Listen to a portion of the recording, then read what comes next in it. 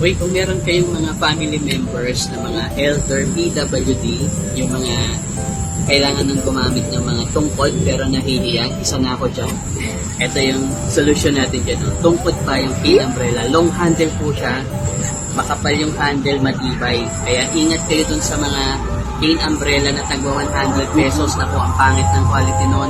Manipis, madaling bumaluktot. Ako pa naman madiin ako kapag naglalakad ako. Talagang dinidiinan ko po siya, no?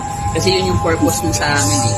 Yan, ako kasi PWD ako. So pag naglalakad, ito yung ginagamit ko para matuktok yung kalye, no? Para malaman ko kung pataas o pababa, kung may pato, kung may humps. Lalo na sa mga hagdanan, no? Malaking tulong sa mga kagaya ko. Elders PWD, yung ganitong may mga cane umbrella tungkod payong, no? And dapat yung quality long handle, approximately nasa 30 inches yung kanyang haba. And malaki yung kanyang canopy. Tignan nyo po ha. 2-3 tao, kasyang-kasya po dito. At saka alam nyo, no, kahit na matindi yung sikat ng araw, hindi mo mararamdaman yung alinsangan sa bumbunan mo.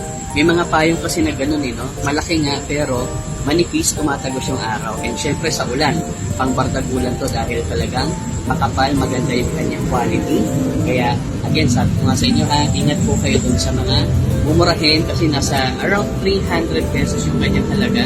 Pero pagdating naman sa quality, taon yung bibilangin bago masira. Pero pagdating po sa quality sa tibay, sure po no, pang matagalan itong ating tungkod pa yung cane umbrella, long handle, makapal, matibay, nandiyan na sa may yellow basket for the checkout na kayo.